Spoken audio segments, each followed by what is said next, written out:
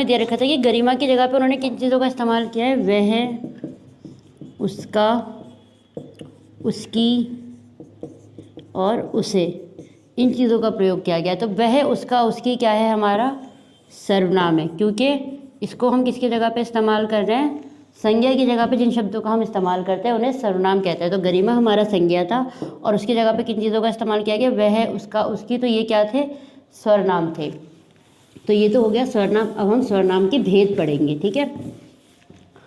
तो यहाँ दिया गया है, यहाँ पे और भी बहुत से उदाहरण आपको दिए गए, जैसे मैं कल दिल्ली जाऊँगा, क्या आप मेरे साथ चलेंगे, वह एक पुराना घर है। तो मैं, आप, वह, ये सब चीज़ें क्या है, हमारी सर्वनाम है। अब अगला है सर्वनाम के भेद। तो सर्वनाम के कितने भेद होते हैं, सर्वनाम के टोटल 6 भेद होते हैं। कितने भेद होते हैं सर्वनाम के, 6। अब हम एक एक करके सारे भेद पढ़ेंगे ताकि आपको अच्छे से समझ में आ जाए। तो पहला भेद है आपका पुरुषवाचक। तो पहले इसकी डेफिनेशन देख लेते हैं। इसमें है कि पुरुषवाचक सर्वनाम सुनने वाले, बोलने वाले या किसी अन्य के लिए जिन सर्वनाम शब्दों का प्रयोग किया जाता है वह पुरुषवाचक कहलाते हैं। सुनने वाले मतलब जैसे मैं आपसे बात कर रही हूँ या मैं खुद बोल रही हूँ, तो जो शब्द मैं अपने लिए इस्तेमाल कर रही हूँ या जो मैं आपके लिए इस्तेमाल कर रही हूँ या किसी और के लिए इस्तेमाल कर रही हूँ, उन्हें हम क्या कहते हैं, पुरुषवाचक। तो जैसे उदाहरण के लिए दिखा रखा है कि मधुर बोली, मैं खाना नहीं खाऊंगी। मैं खाना नहीं खाऊंगी मतलब उसने अपने लिए बोला। और सुनील ने विपिन से कहा तुम उदास क्यों हो। सुनील ने विपिन से कहा कि तुम उदास क्यों हो। संजय और शरण वहाँ खड़े थे, अब वह कहीं चले गए हैं। तो इन शब्दों में क्या था, मैं, तुम, वह, ये सारे क्या हैं, हमारे पुरुषवाचक सर्वनाम हैं। तो ये तो हो गया पुरुषवाचक। अब इसमें पुरुषवाचक के भी आपको भेद दिखा रखे हैं। पुरुषवाचक किसका सर्वनाम, किसका भेद था, सर्वनाम का। लेकिन अब जो हम पढ़ने वाले हैं वो पुरुषवाचक के भेद हैं। पहला है आपका उत्तम पुरुष। उत्तम पुरुष मतलब फर्स्ट पर्सन। तो बोलने वाला या लिखने वाला अपने लिए जिन सर्वनामों का प्रयोग करता है वह उत्तम पुरुष कहलाता है। तो मैं अपने लिए जिन चीज़ों का इस्तेमाल करूँगी, मैं, हम, इन सर्वनामों को हम क्या कहते हैं, उत्तम पुरुष। तो जो ये उत्तम पुरुष के लिए यूज़ किया जाता है, मैं अपने लिए यूज़ करूँगी, या जो भी बोल रहा है या लिख रहा है वो अपने लिए यूज़ करेगा। मध्यम पुरुष कौन है, मध्यम पुरुष है जो सुन रहा है। जैसे आप सुन रहे हो तो आप क्या हो, मध्यम पुरुष। तो जो सर्वनाम मैं आपके लिए यूज़ करूँगी वो मध्यम पुरुष होता है। अन्य पुरुष के लिए कौन से यूज़ किए जाते हैं, वह। अन्य पुरुष के लिए, किसी और के लिए क्या यूज़ करेंगे हम, वह या वह। तो ये तो आपके हो गए पुरुषवाचक के, उत्तम पुरुष, मध्यम पुरुष और थर्ड था आपका अन्य। तो ये थे पुरुषवाचक के भेद। और पुरुषवाचक किसका भेद है, सर्वनाम का। ये याद रखना है, इसमें कंफ्यूज मत होना।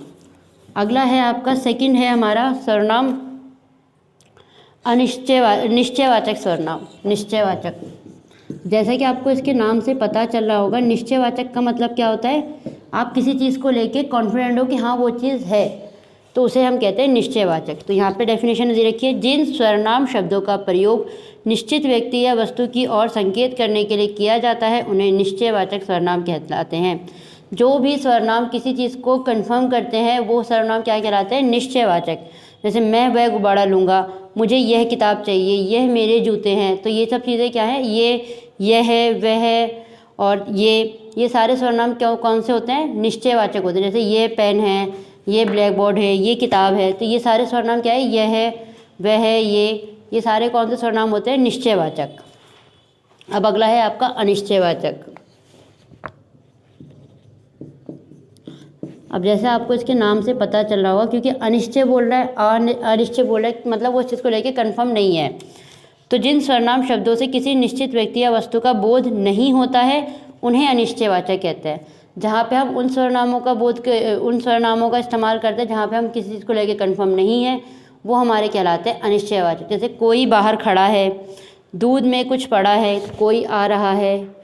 तो ये सब, कोई, कुछ, ये सब क्या होते हैं, हमारे अनिश्चयवाचक होते हैं, क्योंकि हम उस चीज़ को लेके कंफर्म नहीं है। अगला है आपका संबंधवाचक।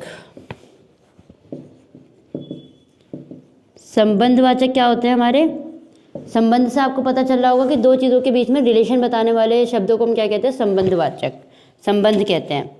जो शब्द दो शब्दों या वाक्यों को जोड़कर उनमें संबंध बताते हैं उन्हें संबंधवाचक सर्वनाम कहते हैं। ऐसे सर्वनाम जो दो शब्दों या दो वाक्यों के बीच में रिलेशन बता रहा है उन सर्वनामों को हम क्या कहते हैं, संबंधवाचक सर्वनाम। जैसे यहाँ पे इन्होंने दिखा रखा है जैसा करोगे वैसा भरोगे, जिसकी लाठी उसकी भैंस। तो जैसा, वैसा, जिसकी, उसकी, ये शब्द क्या आते हैं हमारे संबंधवाचक थे, क्योंकि वो दोनों के बीच में रिलेशन बता रहे हैं। फिफ्थ है आपका प्रश्नवाचक। अब आपको इसके नाम से पता चल रहा होगा, प्रश्नवाचक मतलब जहाँ पे हम प्रश्न पूछते हैं, प्रश्न, क्वेश्चंस जहाँ पे हम पूछते हैं। जिस सर्वनाम से किसी व्यक्ति, वस्तु या विषय में प्रश्न पूछा जाए उसे प्रश्नवाचक कहते हैं। तो जिन सर्वनामों में किसी से कुछ सवाल पूछा जा रहा है उन्हें हम क्या कहते हैं, प्रश्नवाचक कहते हैं। जैसे दरवाज़ा कौन खटखटा रहा है, उसका क्या नाम है, यह शीशा किसने तोड़ा। तो कौन, क्या, कब, कहाँ, कैसे, किसने, ये सारे कौन से होते हैं सर्वनाम, ये होते हैं आपके प्रश्नवाचक। अब लास्ट है आपका जो सिक्स्थ है वो है निजवाचक। निजवाचक, तो निजवाचक में क्या है आपका कि जिस सर्वनाम का प्रयोग कर्ता के निज के अर्थ के लिए किया जाता है उसे निजवाचक कहते हैं। जहाँ पे उन सर्वनामों को कहते हैं जो हम खुद के लिए इस्तेमाल करते हैं, अपने पर्सनल के लिए इस्तेमाल करते हैं, उन्हें हम कहते हैं निजवाचक। जैसे अब इसमें उदाहरण आपको दिखा रखा है, आप अपना काम मैं स्वयं ही करता हूँ, मैंने खुद अपनी आंखों से तुम्हें देखा है, चिंता मत करो वह अपने आप उठ जाएगा, वह अपना खाना आप ही बनाता है। तो मैं, स्वयं, खुद, ये वाले जो सर्वनाम होते हैं वो उन्हें क्या कहते हैं, हम उन्हें कहते हैं निजवाचक सर्वनाम। तो ये आपका लेसन था, इसकी बैक एक्सरसाइज हम करेंगे, तो वो अब हम आगे करेंगे। Okay, hello fourth class. तो हम इसकी बैक एक्सरसाइज करेंगे जो हमने लेसन रीड किया था। निम्नलिखित वाक्यों में से स्वरनाम छांटकर सामने लिखो। स्वरनाम मैंने आपको पढ़ाया था, अब इसमें से आपको क्या करना है, छांटना है। वह यहाँ आया था, तो इसमें स्वरनाम क्या है, वह, तो हम यहाँ लिख देंगे। मैं आपसे स्वयं बात करूँगा। अगला है मैं आपसे स्वयं बात करूँगा, तो मैं और स्वयं दोनों ही हमारे स्वरनाम है। मुझे कुछ खाने को दे दो, तो क्या है, मुझे। ये पत्र कौन है, सॉरी ये कौन है, तो ये। हम पत्र लिखेंगे, हम। अगला रिक्त स्थानों में उचित स्वरनाम भरो।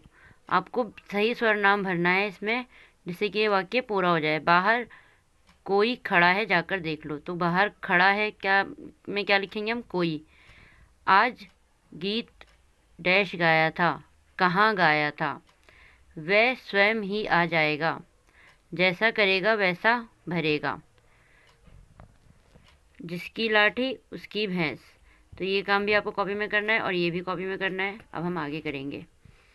अगला है अपन निम्नलिखित वाक्यों के सामने सत्य अथवा असत्य लिखो। मतलब जो सही है उसके सामने सत्य आएगा, जो गलत है उसके सामने असत्य आएगा। तू मध्यम पुरुषवाचक सर्वनाम है, सत्य। कुछ निश्चयवाचक सर्वनाम है, असत्य। कौन निजवाचक सर्वनाम है, असत्य। कोई अनिश्चयवाचक सर्वनाम है, सत्य। जिसने संबंधवाचक सर्वनाम है, सत्य। तो ये तीनों काम थे जो आपको कॉपी में करने हैं। इसके अलावा क्वेश्चन आंसर मिलेंगे आपको, वो भी आपको कॉपी में करने हैं। Okay, bye.